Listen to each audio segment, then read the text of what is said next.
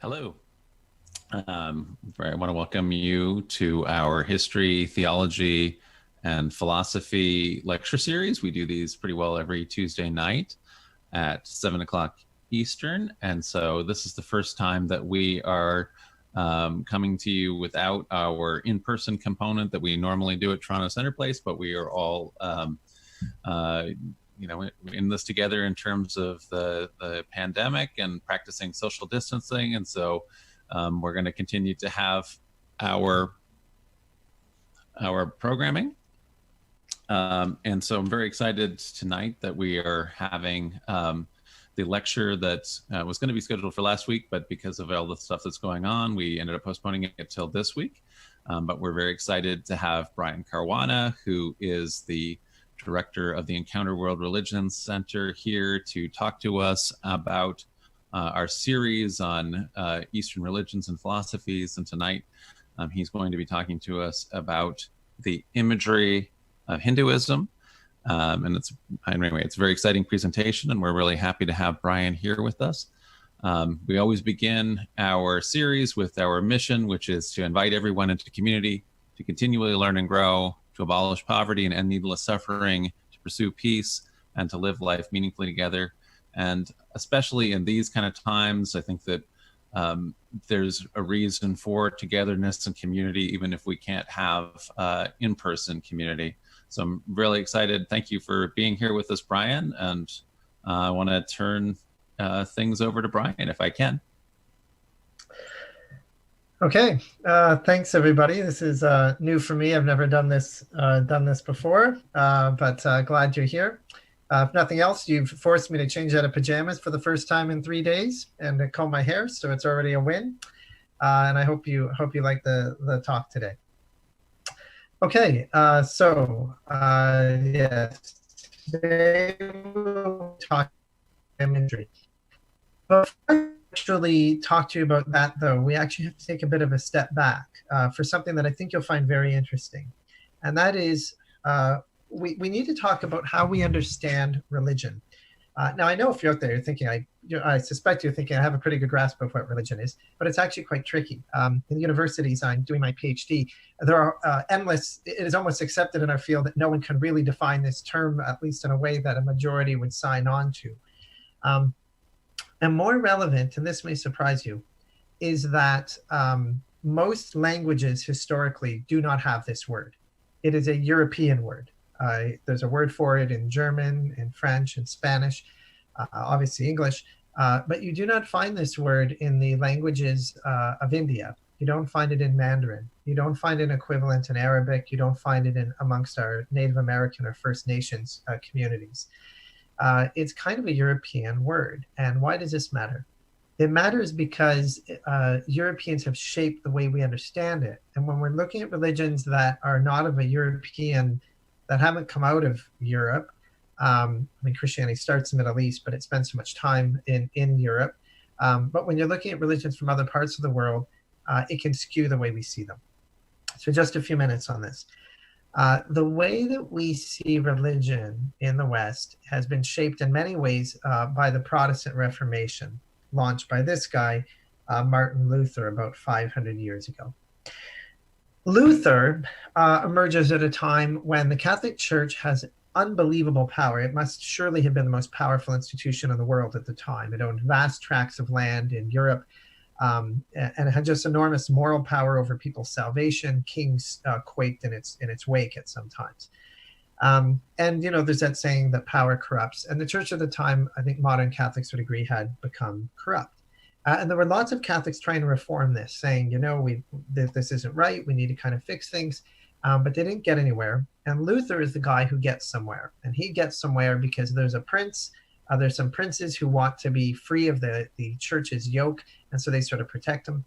And secondly, Luther has a new toy, a printing press that had been designed invented a half century earlier, and he starts sending out these little pamphlets, and these pamphlets really change Western history, if nothing else. So Luther is reacting against this excess, and what is he reacting against? He's saying, the church right now kind of controls you.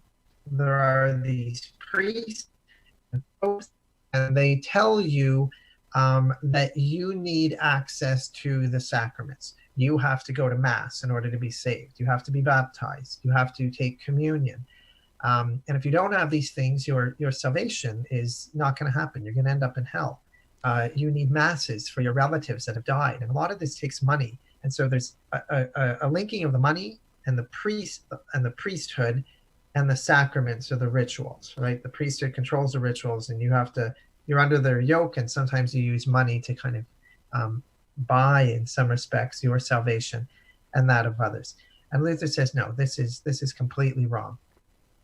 And so Luther doesn't replace the Pope with himself. This is a big moment, is instead of saying, I'm the new Pope, he says, look, you can't look to priests and churchly hierarchies for ultimate truth. Ultimate truth does not come from them. Where does it come from? It comes from a book, right? Ultimate truth, true religion is found in a book, and he will point to the Bible. And he'll say in the same way that ultimately your salvation does not depend on a particular ritual. It's not in some object like a wafer, a communion bread that you have to eat. That's not really what saves you, not an outward ritual, but rather what saves you is belief, a belief in your heart. So books and belief, not priests and not rituals. Brian. And in the same way... Do you hear me? Yep. Can I interrupt? Are you showing us slides? Yes. Okay, you have to share your screen. I am. No, you're not. It even says stop share. I'll try again. Yes. Thank you. Shoot.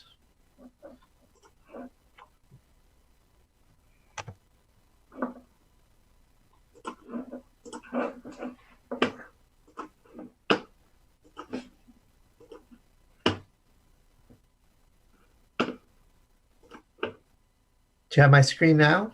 Oh, there you go. Now I see it. Thank you. And I'm also going to remind our online participants that we are going to have a Q&A after the lecture. So please, if you have any questions or comments, please type them in the chat box, and we will compile them, and we will just answer and make all the comments once the presentation is finished. Thank you.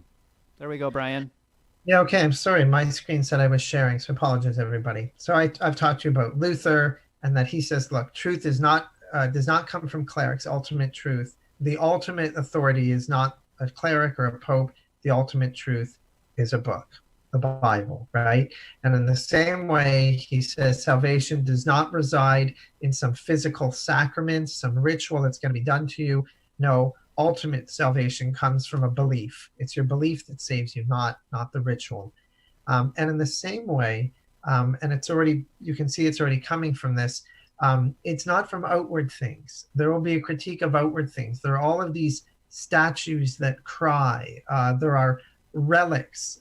You can go and see the true cross, a little sliver of which is in that thing, part of the cross that Jesus died on. You can go and see relics of saints that will heal you. In some places, you could even go and see breast milk from the Virgin Mary. And the reformers will tear down all these statues, and they say, no, all these physical things don't matter. True religion is inside you. It's in your heart. Okay? And so what is religion? For many of us to this day, you don't even have to be Protestant. You can be Catholic. You can be an atheist. You can be Jewish. But if you've grown up in the Western world, we have learned that religion is books and not priests. Ultimate true religion is in scriptures. True religion is not in an outward ritual. It's a belief in your heart. We even call religions faiths. This is not an accurate description of many religions in the world. They're not primarily faiths. It's a Protestant way of thinking. And we think of it as interior. Real religion is inside you. It's inside your heart. It's not out on your body. It's not a hijab or a turban. And when people do this in our society, even our law codes go, wait a second, what do we do when a Mountie wants to wear a turban? Because our law codes are Protestant. They don't think of religion historically as being not interior. In the same way, Luther will also say it's individual. It's just between you and God. And he will say it's separate. The princes want political power. They want freedom in the political realm, and Luther fits them very well because he says, hey, religion's a distinct realm of life. It's separate. It's separate from, it's not statecraft. It's not law. It's not medicine. It's not these things. So this is what I call the Protestant lens. And when you are looking at other religions, one of the things I have to constantly, when I do my Discovery Week in the summer, I always start off with a version of this talk. And I say, look, we're going to religions from all over the world today that didn't grow up. They didn't have the Catholic excess of the 1500s. And as a result, they didn't swing that pendulum so hard the other way.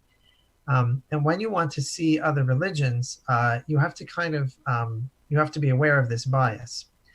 And this bias has had global influence because the last two great empires in the world were the British Empire, whose colonialism, the sun never set. They conquered places like India. And when they went to India, they would look at what the Hindu people were doing and say, never mind that. Well, let's go find their books. That's where real religion is. Ignore the priests, ignore what all the people are doing, ignore the women's practices. We need these books written by elite males. And then America as well has this influence. And while it's not been such a colonial power, it's cultural power by printing books, by running universities, by designing constitutions that define religion a particular way. And of course, by Hollywood and TV, its influence is just enormous. And so almost all of the world today has versions of this Protestant lens. In some places stronger, in some places weaker, but it has had an influence almost globally. And now the word religion is in almost all languages. Words have been invented or created. So tonight, we are looking at a religion that is not Protestant. And so one of the challenges I have for you for tonight is that we need at some level to break or take off the Protestant lens. Religion is not always, and when you go and study other religions around the world, what you realize is they're not always about books. Religions sometimes are oral. Think of our First Nations communities who traditionally do not have texts. And even in traditions that have books, in Islam, the Quran was chanted and recited more than sort of studiously read.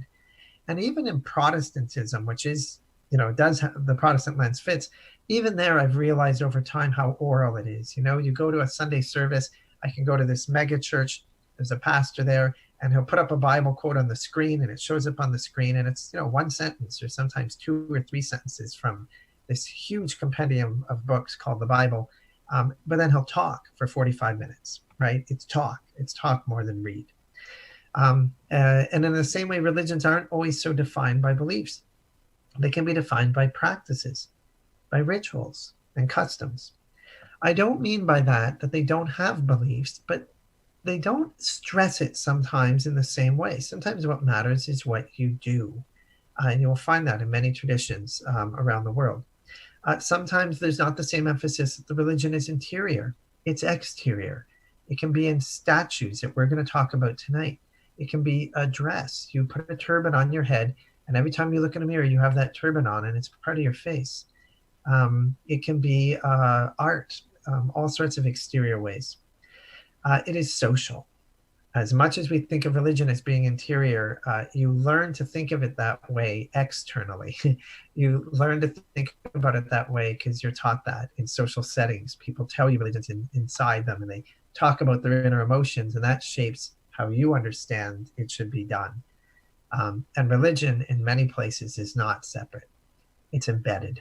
It's part of culture. It's part of law. Think of Sharia law, Judaism, the Torah is called law. our First Nations folks as well. Medicine as well, it's medicine. For First Nations, the healing is called medicine. And Hinduism too has Ayurvedic medicine. In China, Taoism affected medicine. So that is kind of a little intro to say that today we're looking at something different, because religion, you will find, is often on bodies. It can be dressed as, it can be in objects and arts, amulets and ritual items. And as we do this, we will encounter the religious perspectives more often now of women and commoners, because religious texts are written historically by male elites, and even the interpretations of those texts for thousands of years or hundreds of years has been done by other well-educated elite males. So today we're doing Hinduism. And Hinduism is not Protestant at all. It's quite far the other way. This is a religion that I want to stress to you. The tradition, we're not going to cover the whole religion today. We're just going to cover its imagery. But the reason we're doing that is because Hinduism is a tradition that is about visuals and practices more than about books and beliefs. They have sacred books. Of course, there are beliefs, but what is shared really often are visuals and practices. Hinduism is something that can be worn on the body. Hinduism, there are these great stories, but very few people read them. They perform them in plays when you're 8 and 10 and 12 years old. Hinduism is festivals like Holi, where people are throwing colored powder on themselves. And the stories, the beliefs that go with Holi change from one part of India to another, and yet the practice is quite consistent. And what we're mostly going to talk about today is one of the central things in Hinduism is the use of murtis. Murtis are images. They can be two-dimensional, but they're often three-dimensional as well. They are statues. And I want to talk to you today about those murtis or images. I'm going to stress to you two ways that these murtis are used. First, they are partly teaching devices. You and I are unusual people in that you and I read. And most people in human history did not read. They didn't even have a printing press, so there were no texts to read. And so the way people have learned their religion is orally, even Christianity historically or Islam, and sometimes in certain traditions visually. If you ever go to Nataraja in Paris, even the part that's not burned down, you'll see on the outside there are all these Bible scenes carved into the outside of the church. That church was made around 1300. There's no printing press yet, but you could point and learn your Bible scenes. And so these are partly teaching devices. So to show that, I'm going to spend a little bit of time on one image in particular, and then this is the only one I'll go into depth on, and then I'll show you some others. This is one of the most famous images in the Hindu tradition. This image is of the god Shiva. And Shiva is not always shown this way, but in this one, it's called Shiva Nataraja. You've heard the name Raj or Raja. You might remember the Raja of India. Raja means like a ruler, a prince. And so Shiva Nataraja is Shiva,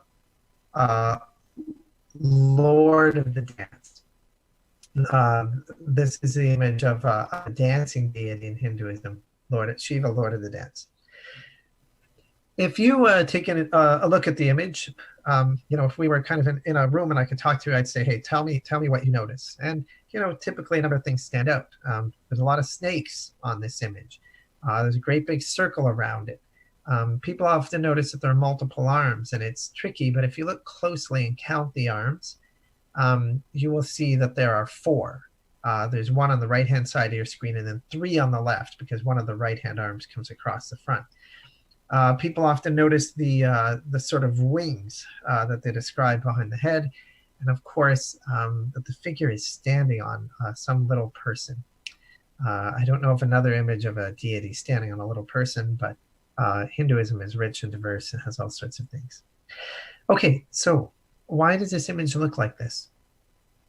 That circle around the outside is called a Prabhamandala. It's a circle of fire, and it symbolizes time. In Hinduism, you are born, and you're born, you grow up, you mature, you age, and eventually, of course, you die. And then what happens in Hinduism? Well, you're born again. There's reincarnation. You're born again. You're born hundreds of thousands of times. Even the cosmos is said to run out of steam, to collapse in on itself. The Big Bang happens over and over. And what stands in the center of all this, managing all this time and change? Well, Shiva does. And there's Shiva managing the process of time. People then notice the arms. There are 4 arms. Often, Hindu deities will have 4 arms or 8. And it symbolizes the directions of the compass, that divinity is everywhere you look. And it also, arms symbolize strength and power. And so divinity has many arms. In addition, the hands have individual meanings. In one of Shiva's right hands, Shiva has a drum. And Shiva plays this drum. It's called the damaru. And it makes a sound. And it is the sound of creation. In the Jewish tradition and the Christian tradition, creation starts with sound, the voice of God saying, "Let there be light." In Hinduism, creation also starts with sound, but it's not the same sound. It is the sound Om. That chant Om is said to start the universe, and everything is understood to be a fragment of Om. One text even says that Om was there before the gods. In physics, we learn we're all vibrations. We're all sounds of vibration. So there's the sound of creation. The beating of the drum is the beating of time, and the physical sound of the drum, you hear it with your physical ear, reminds Hindus to take care of their physical needs and those needs, those obligations in time. This is on Shiva's right-hand side. You're going to find consistently that things on Shiva's right-hand side have to do with time and the physical universe, so physical space and time. In Shiva's opposite hand, in the leftmost hand, is held a flame. And that flame signifies not the physical, but the spiritual. We often use fire to signify the spiritual. In the Jewish tradition, when Moses encounters God in a bush, that bush is not wet, it's not flying away, it's on fire. When in the Christian tradition, when the Holy Spirit appears on the apostles' heads at Pentecost, how does it show up? Is it, I don't know, feathers? No, it's fire, right? We light candles in church. The Zoroastrians, their main symbol for God is a flame. And so this signifies not the physical, but the spiritual. The drum beat out time. This signifies the eternal. And the drum was the sound of creation. This is the fire of destruction, right? So in the 2 hands, we have the beginning and the end. We have the physical and the spiritual. We have the things of time and those that are eternal. And the image does not lift one hand up over the other. They're both held roughly equal. And the whole image is balancing on one foot. That it's saying to the devotee, to the Hindu, that you have to balance these things. You have to balance the physical and the spiritual. You have to balance time and eternity. But we've got 2 more hands. In Shiva's other right hand, this is the most common posture you'll see in Hindu images. This one is called the Abhaya Mudra. It means don't be afraid. It's a kind of hand of blessing. And it says, as you go through your life, you are going to be afraid sometimes, of course, and that's okay.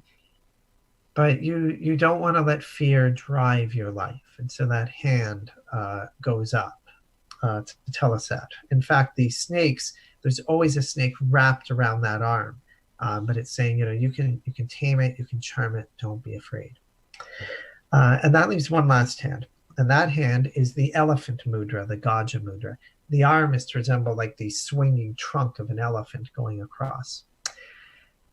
I live in Guelph. I don't know where all of you are. But in Guelph, where I live, an hour outside of Toronto, we do not have jungles. In ancient India, you would have jungles. And if you wanted to walk into a jungle, even if you're a strong, healthy, young person, you would find, believe it or not, that you can't go into it. They're so dense and overgrown that you will be thwarted. And you might see a small creature go in, right? You could watch a mouse go in, some bird could fly by, maybe a squirrel, whatever.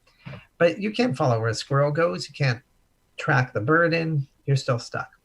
But if an elephant comes by, because India has elephants, and the elephant walks into the forest, the elephant's size is such that it will crush down the vegetation. It will smash everything down. Bushes will get trampled under it. It will snap tree limbs.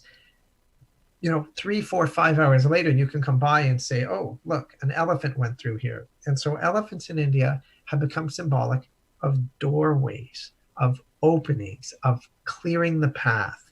And so here Shiva says, don't be afraid. I have cleared the path for you to follow. What else do we have here? We have these wings behind the head. They're actually not wings, they're hair. And they are male hair.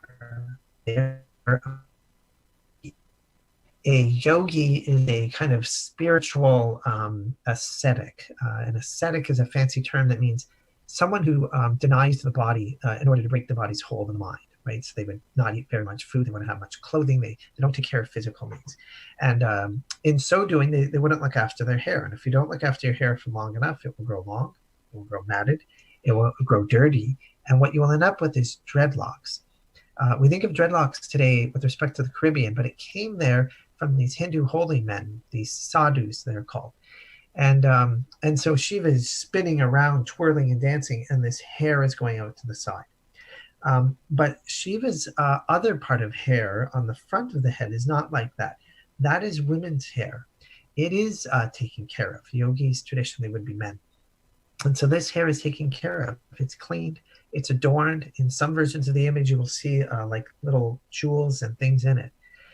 In Shiva's right ear is a male earring, and in the left ear, a female earring. Usually, if you Google Shiva, Shiva is male. But in this one image of Shiva Nataraja, Shiva encompasses both masculine and feminine. And if you looked at the larger statue when I first had it up, often people, when I say, what do you see? They'll say, she has 4 arms, and there's kind of womanly hips and stuff. But just like it balances time and eternity, the physical and the spiritual, it's balancing masculine and feminine. The cobra. The cobra, I told you that everything on the right hand side has to do with time and the physical, and the cobra sheds its skin. And if you've ever seen a cobra shed its skin, a snake shed its skin, it looks like death and new life. It symbolizes time and change. And it offsets the Brahmin sash on the other side. The Brahmins are the spiritual caste. They're the priest. So again, the snake is a physical. This is a spiritual. The other thing about the cobra, though, I already mentioned to you, is the cobra does cause fear. But again, remember, it's wrapped around that don't be afraid hand, right? You can tame it. You can charm it. Finally, we go to the legs, and the right and the left still holds. The right leg is a physical leg. It does the work of holding up the body, being in touch with the earth. And the left is a spiritual leg, a leg of liberation called moksha. This is sort of the right leg is be in the world, and the left leg is the do not be of the world. And lastly, of course, is a guy in the bottom. People always want to say, what is that baby doing down there? It's not a baby. I have a version of this statue in my office that's about 3 feet high. It's at 3 feet, I don't know, weight, it's higher than my waist. And then because it's so big, you can see that it's a little man. He has a mustache. They signify the problem in the religions of India. What is the problem in the religions of India? If I were to ask you this about Christianity and said, what is the problem? Some of you might guess, or if I said, for what reason does Jesus have to die? Some folks out there would guess, oh, sin. Sin is the problem in Christianity, and that's true. In traditions of India, almost all of them, the main problem is not sin per se. The main problem is ignorance. Ignorance is a problem. And this person personifies ignorance, and that is why they are small, because ignorance makes us small. And as Shiva jumps and dances, Shiva is stamping out this person to stamp out ignorance, to stamp out the ignorance in the world, and to stamp out the ignorance in our own minds. This is why, by the way, someone like the Buddha, a different tradition out of India, is not saved. He is enlightened, because the problem is always ignorance. And that's Shiva. And as Shiva does this, Shiva is doing a dance. And this dance, Shiva is whirling and spinning. That wheel is spinning. The hair is out to the side. There's so much motion. Notice that the face is perfectly still. This is another opposite in the imagery. There's frantic motion and then absolute still center. And the dance Shiva does is called the dance of Ananda Tandava. And what on earth does that mean? I could, we could have 1,000, I could have 10,000 people here all submit guesses, and not 1 in 10,000 will get it. The dance of Ananda Tandava means the dance of violent bliss. Yes, you heard me right. Violent bliss. Why? Because it's the dance of life, right? This is your life. At times, many of you out there have known shattering violence, right? Your life falls apart. Something happens, and it's destruction. And many of you out there have known tremendous bliss, right? You fall in love for the first time. You hold your newborn child, whatever it is. And this is life. Life is violence and bliss. Everything about the image is, it's your life, right? You go through the circle of life and death. You have to balance the physical and the spiritual. You have to not be afraid and know that a path has been chosen. You have to stamp out ignorance, and you live the violence and the bliss, and you have the masculine and feminine in you. Okay, that was a lot on one image. I'm not going to spend that much time on any of it, but why I did this is I wanted you to see how much these images can convey, right? Because if you don't know what these images are, you go to India on some trip, or you're in a Hindu temple in Toronto, when you walk in and you have no notion, people can feel apprehension, right? They're like, what is that thing? And one of the things about us humans is when we don't understand something, fear rises quite quickly. But I wanted you to see how quite quickly you can learn to sort of see how much is there, right? And so that is one of the things these images do. Now, let me show you some other deities. This is Lakshmi and Vishnu. Vishnu is perhaps the most worshipped deity in Hinduism. Vishnu is the blue one.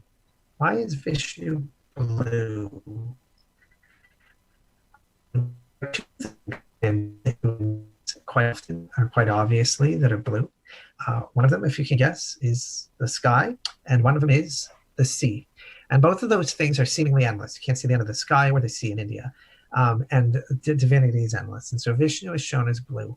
And with Vishnu is his consort Lakshmi. Lakshmi is a goddess of wealth. And wealth here, understand that historically wealth would keep your children alive, right? Most people lived hand to mouth. Having a bit of money, means that in a shortage you will survive. Your kids will survive and see the next year. The other thing about Vishnu is Vishnu incarnates. Most religions don't have a god who incarnates on earth. Christianity famously does. But Vishnu incarnates, and he incarnates not once or twice, but 9 times. In 7 of them, he comes in the form of an animal, but in 2 of them, he comes in the form of a man god.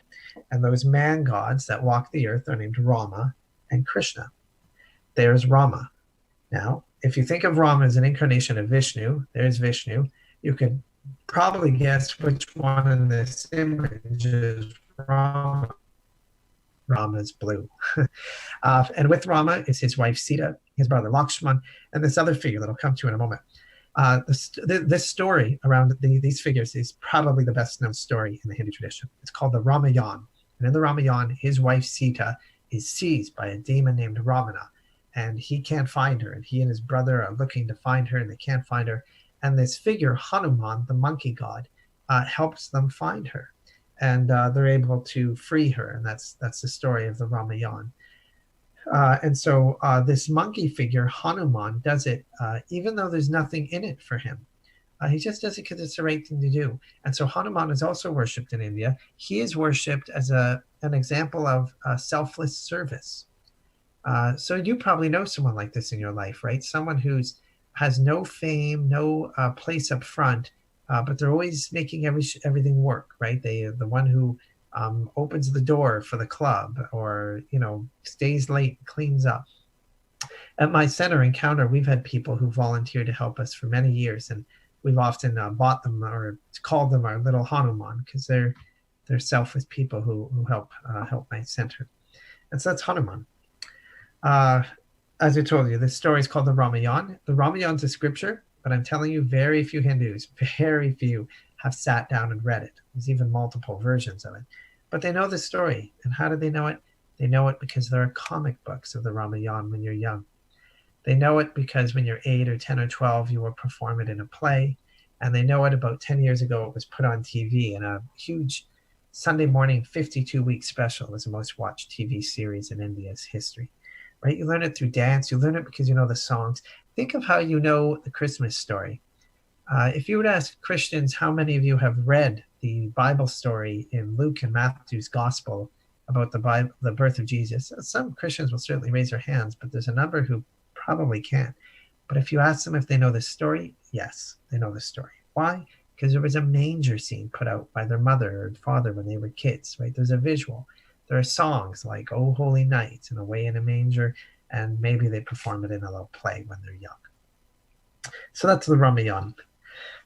This is the other incarnation of Rama, Krishna, and you know which one Krishna is?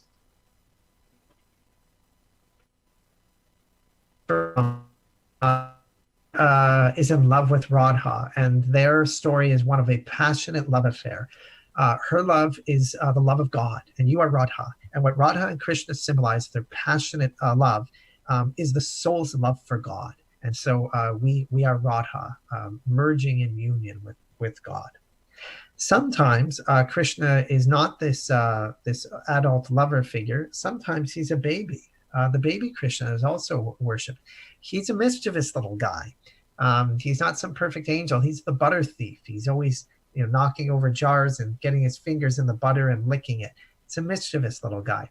I used to take people to this Hindu temple, and there was this old guy there named Papaji. And Papaji would come into the temple, and when he did, all the little kids kind of like flocked to Papaji.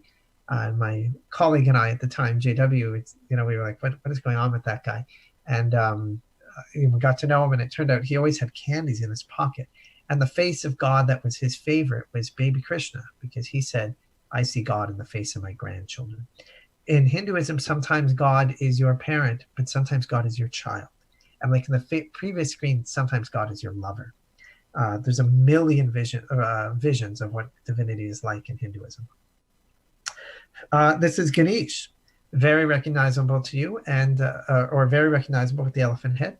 And do you remember what I talked about the elephant representing in Hinduism? Do you remember what it was? Yeah, Ganesh is the remover of obstacles. You are familiar that people often pray to God to ask God to remove obstacles in our life. In Hinduism, help my mom get well, help my child to get well, help us conceive a child. In Hinduism, that aspect of God is shown as Ganesh, whose trunk can move everything out of the way. He's a favorite.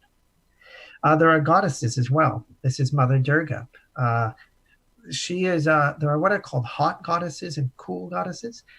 This hot goddesses is not a comment on attraction. It's that they're warriors. And Mother Durga is a hot goddess. She is a warrior. All the deities have an animal they ride. Mother Durga rides a horse. She does not ride a mule. She rides a lion. Yeah, she means business. You can see all those weapons she's got in her hands, and she fights off the demons and the things that might threaten you. That's Mother Durga.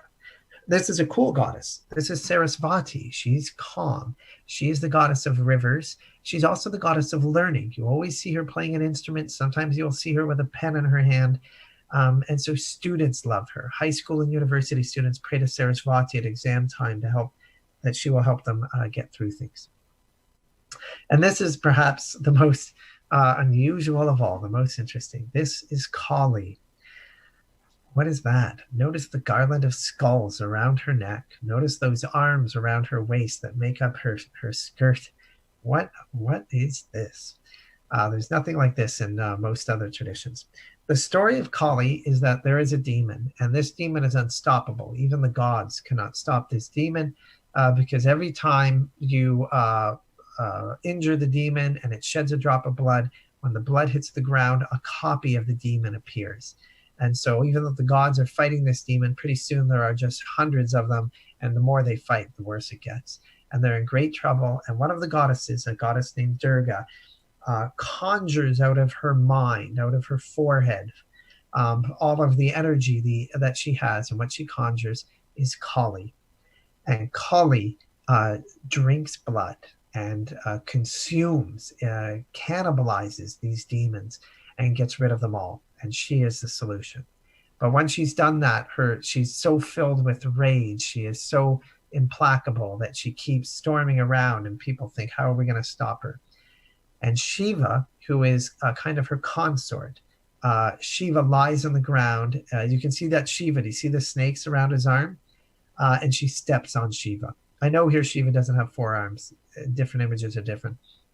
She stepped on Shiva, and she realizes she stepped on her own husband's chest, and in humiliation that she's gone too far, she sticks out her tongue. And so that's how she stopped. And so you often see her like that, with her tongue sticking out. And she is worshipped. She is worshipped as a fighter, the one who will protect you. So that's one way that these murtis show up. They're teaching devices that teach you like Shiva does, and that teach you that God is a remover of obstacles and things of this nature. The other thing, though, is the murtis house divinity. These images are not like Catholic statues. They house divinity. When they're blessed, divinity is present in them. And so you go to temples, and there you will see the deities, and the deity is understood to be present in that image. And they do pujas. They bathe the images in milk and honey and yogurt and water. They dress them. They bring them food. We humans, we bond over food. You use food to connect with your neighbor, to go on a date for the first time, right? Food connects us. And historically, humans have offered food to the gods, sometimes ritually by bringing it to a statue's mouth, sometimes by fire, because the fire consumes it. And where does it go? It goes up to the heavens. You remember the Jerusalem temple? This is what they did. They brought food, and they didn't bring cheap food. They brought meat. They brought pigeons. They brought lambs, and they burned it, and it was consumed, and God loved the smell, it says in the Bible. And in ancient India, they also sacrificed animals, but today it's things like fruit, because it's sweet. And when you leave the temple, sometimes you're given some of this fruit, and it's called prasad, or grace. The grace of God is sweet. People do this in their home. They have little home altars, and they light candles, and they chant, and they bow, and they pray, and they meditate, and they offer their prayers to the gods. And this is called darshan. And darshan means to see and be seen by the gods. This isn't about books. It's not about beliefs. It's not about something interior. It's to see. It's to see and be seen by the gods. I should tell you, there are streams of thought in Hinduism that don't do this, that are more see God as immaterial and don't deal with all the images. I didn't have time to give a background on Hinduism, but it's just, there's a million forms in Hinduism. But for a lot of Hindus, it's darshan.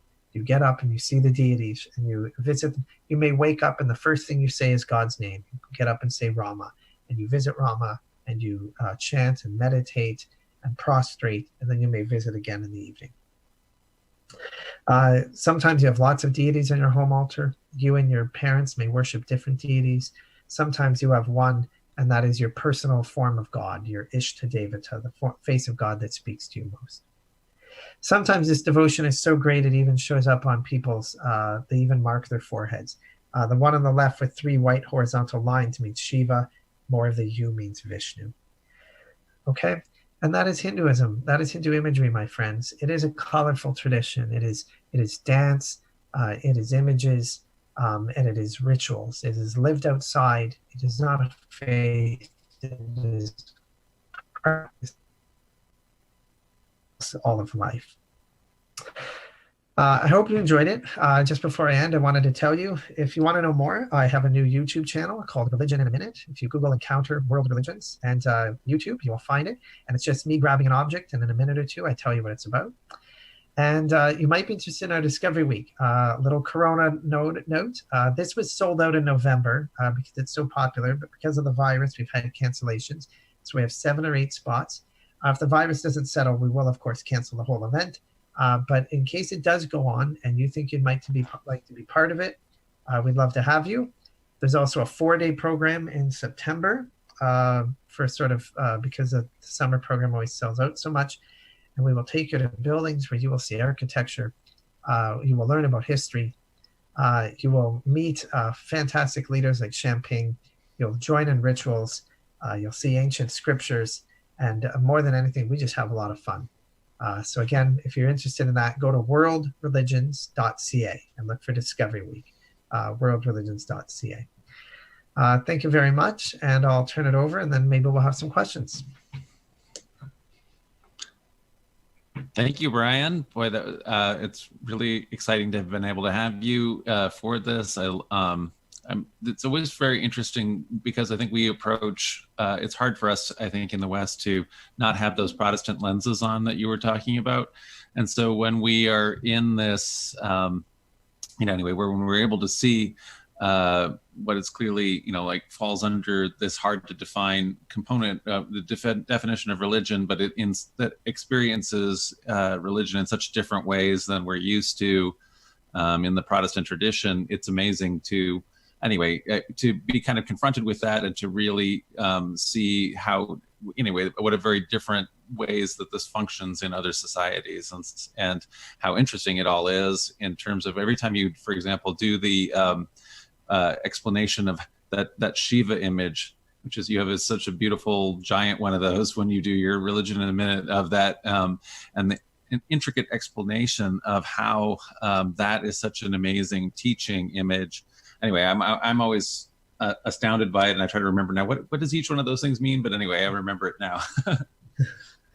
Oh, good. I hope folks liked it. So I think in terms of, I don't know that how many, let me look at different questions. A couple folks, Justin McBride was reminding us that he's heard of some of these from pop culture references. And so Ganesh makes his way into The Simpsons in a couple episodes, I think. And so that was hitting some familiar bells for people.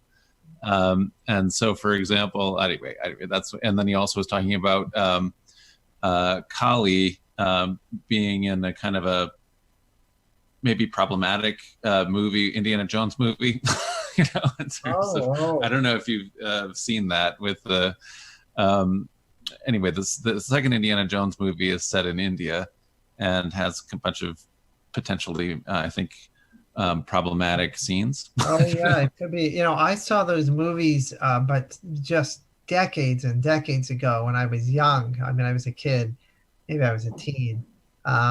Yeah, I mean, there was a lot of exoticizing. I do remember, making everything strange and grabbing the foreign and making it kind of, exotic. I don't know what else to call it, but yeah, I haven't seen those movies since. Okay. I think you're right. I mean, I kind of rewatched it, and it's like, they're making these, big deal out of monkey brains, and I don't know. Yeah, I do remember that human sacrifice, and I don't know. So yeah, that's right. Yeah, and The Simpsons is interesting. Yeah, I mean, one of the things that's happened in the last 40 or 50 years, really since kind of the 50s and 60s, you get air travel, you get the Korean War, you get the Vietnam War, and people are coming home from having been abroad. And and the advent of TV is just, and immigration is just, now you have Eastern religions very prevalent here. They're their communities, their temples, and in the same way, of course, Christianity is blossoming in China and in Korea. So there's been a kind of swapping of a more shared.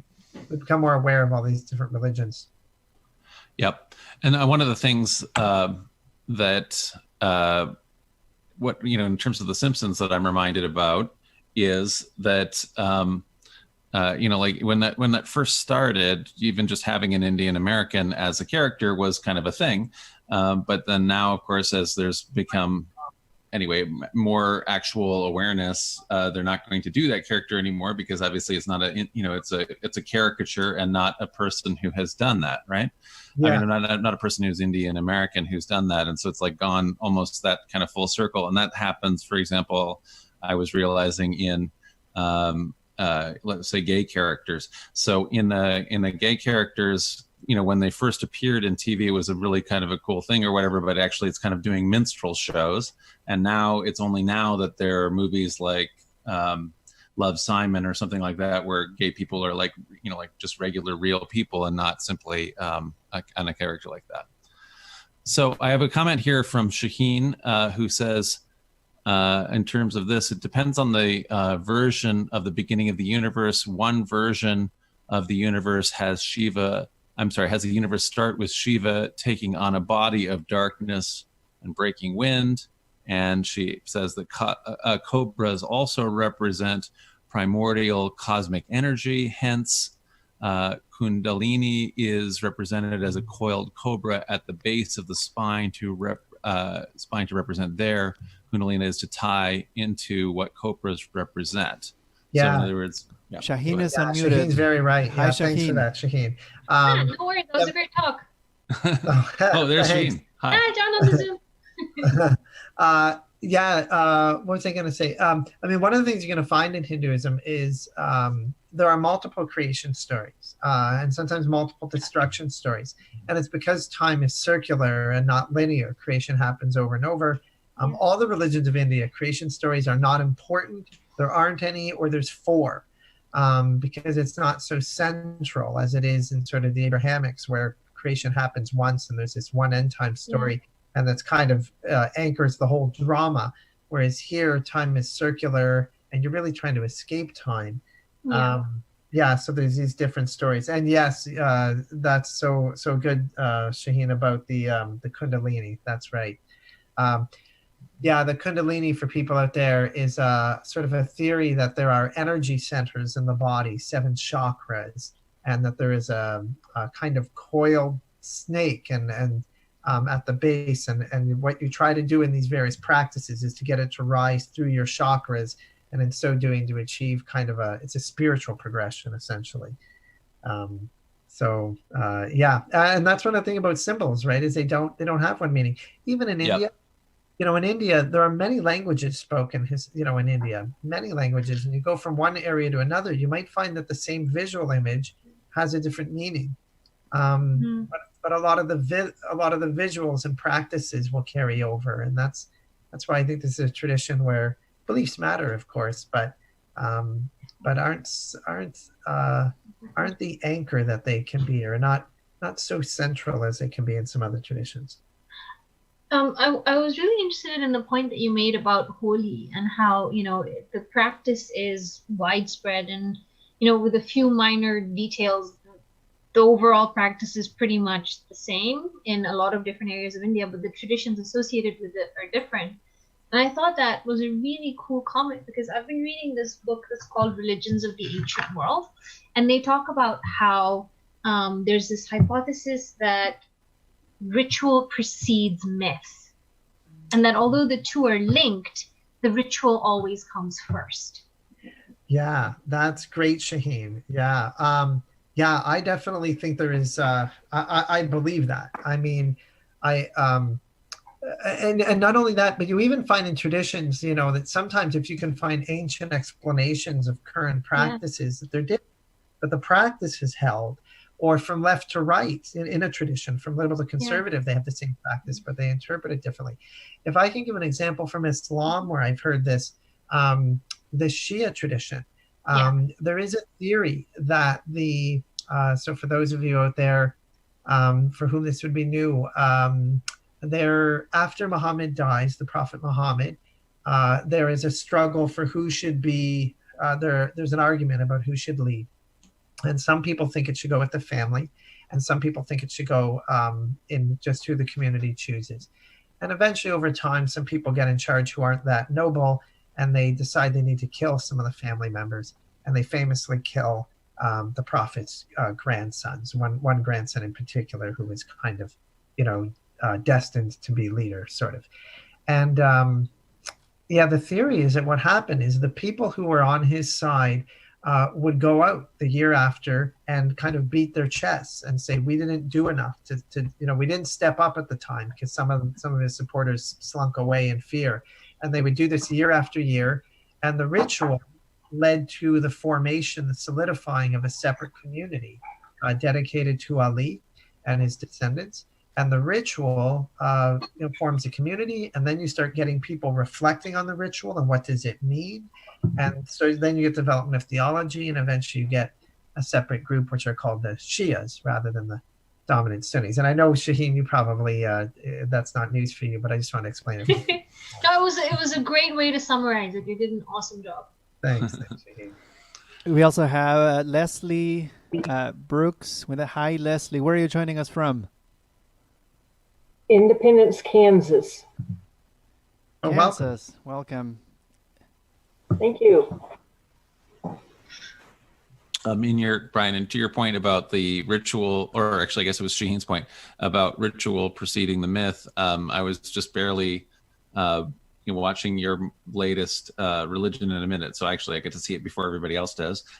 So it's not latest, but anyway, about to be broadcast one that you're doing that's on the Jewish circumcision kit that you have from the 19th century, this special ceremonial moil set. And one of the points that you even made in that was that this ritual goes back to Abraham and the Abrahamic covenant. But even when I was hearing it, I was also thinking, well, actually probably the ritual predates coming up with that story to describe the ritual. In other words, they had the ritual first, and then they created the mythic story of Abraham and the covenant. John, are there any other questions that came through the chat box? Yeah, there's no more. So why don't I bring that up? So Jasmine M writes, I own a few murtis, and I was wondering if there's any significance to the material that they're composed of, or is it just the preference of the one creating it? There's not significance. There are sometimes, there's a certain set of materials. Like when you go into the temples and they have the really nice ones, they're usually made of marble. When you have smaller ones, it can be out of marble, but you'll get metal, and you'll get plastic and stuff like that. Not any great significance to the material that it's made out of, though. Okay. Jennifer Redfern writes, she really liked the comment or the phrase that that the problem in South Asian religions, the problem in Hinduism isn't seen as sin, but rather is seen as ignorance, and that therefore the goal is enlightenment. And I think that can still resonate with Westerners, even if that, let's say, hasn't been the central question in the Judeo-Christian tradition. Yeah, that's right. Yeah, there is this idea in some of the traditions of India. You'll get explicit comments about this in Buddhism that, that you're not. I remember the Buddha. There's actually a line in the Buddhist scripture quoting the Buddha, saying that you will not be punished for your anger. You'll be punished by your anger. That when people go out and act selfish and destructive, one way of thinking of that is it is selfish, it's sin, it's bad, it's a willful decision. But the other way is to think, that's probably not even helping that person. That even from a self-interest standpoint, in the long run, what does a selfish life gain you? And so why do you do that? Well, sheer foolishness, essentially. Would you say, is that that perspective, because I feel like that that sense is maybe echoed in Western philosophy as opposed to maybe the Western religion, and is that maybe a view of why, when Westerners have run around the world and cherry-picked what they understand, that they maybe see Buddhism as being, let's say, more, or South Asian religions as being more philosophical, and this is that question we have about whether things are religion or philosophy because of these Protestant lenses and our own definition of what constitutes religion? Yeah, that's all very good. That's right. And I think, that's one of the things, like when the British went to India, is that's what they did. They went and looked at the books and they dragged out the philosophy texts, and that was their favorite stuff. And that is how many Westerners get introduced to Buddhism and Hinduism, is the kind of philosophical lens of it. But of course, when you just go and look at what the rank and file folks are doing, they're often engaging in a lot more ritual practices. When you were talking about the Jewish tradition earlier with the Religion in a Minute, I think about how many Jews go and do a bar mitzvah who aren't even really religious, but everyone does it because your father did it, your father's father's father's father did it, and 10 fathers before that. It's the ritual that defines you. And I think in the same way, when you go into these Hindu and Buddhist communities, it's one thing to read the books that are popular in the spiritual section of your local bookstore. And it's another thing to walk into the temples because there's a lot of practices and rituals going on. But Westerners are often drawn more to the philosophical side. And as you say, historically, the division between religion and philosophy is also kind of a modern construct. There's often, anyway, even in as society becomes more and more secular, there's often all kinds of places where there's weird cultural hangovers that are technically, again, this division between what's religion or not. So, for example, my brother-in-law who's French, and everybody in France apparently is an atheist. In other words, there's not a lot of ongoing religious practice there, but it's crucially important, for example, that you have godparents, right? And so like as a thing, in other words, that's still part of the identity, and so there's all of these kinds of practices that have just maintained themselves despite anyway, like it may not have regular adherence anymore to the traditions. Yeah. Religion. Yeah, I like thinking of religion as religions as cultures, because they're, we again, because of that belief-centric Protestant lens, we often think about them as theologies. That's what people always ask me is, what do they believe? But man, religions are, they're aesthetics. They're the way a church looks. So the way that hymn sounds, and you've heard that hymn since you were a kid, and now it's your grandmother's funeral, and that hymn all of a sudden just whacks you in a completely powerful way because you knew it since you were a kid. It's part of your culture. Yeah. And it's the same. You go to a Hindu temple, and there's just a completely different set of aesthetics. It's music, it's food. Hinduism tastes a particular, or Sikhism. John, you've been with me to the Sikh temple. The Sikh tradition. They feed you. Feeding is mandatory. Yeah, Sikhism is not a belief structure.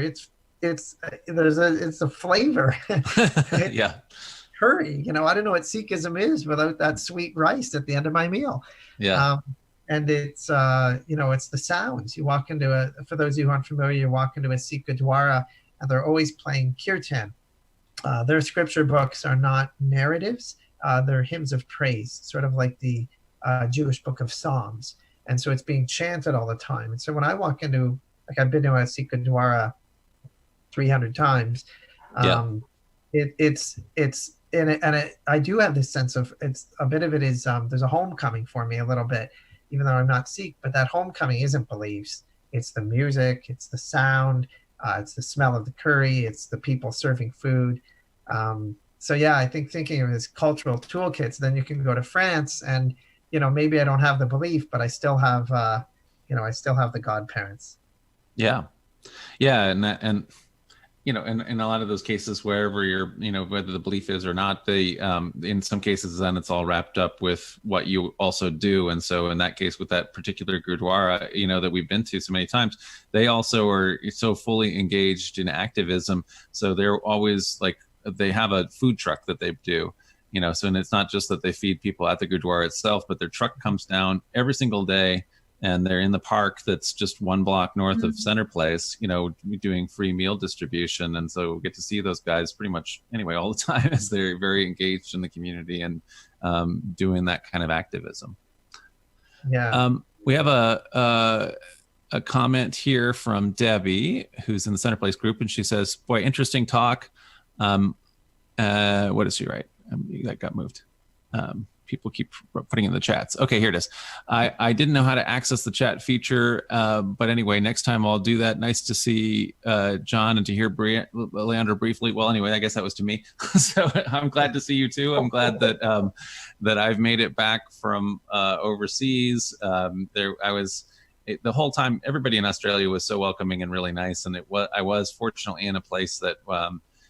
It's going to, obviously the whole world is going to be exposed to the virus, but it was a little further behind in terms of that. So I actually feel like I was in a fairly safe place and already was doing self isolating and that kind of thing towards the end of the trip. And so I was happy that we were able to get one of these getting Canadians home kind of flights that I was able to take home. And I've just been here in the apartment, locked in and have all my staples. And I figured out how to order food for I've never really done that before. So anyway, I did that. So I'm doing just fine. Nobody has to worry. Anyway, great seeing everybody.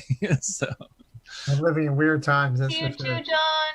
Glad you're doing okay. Thanks, Shane. Okay. So I don't know. Do we have any other questions? Does anybody else? If anybody else has questions in the comments right now. No, I think not. All right.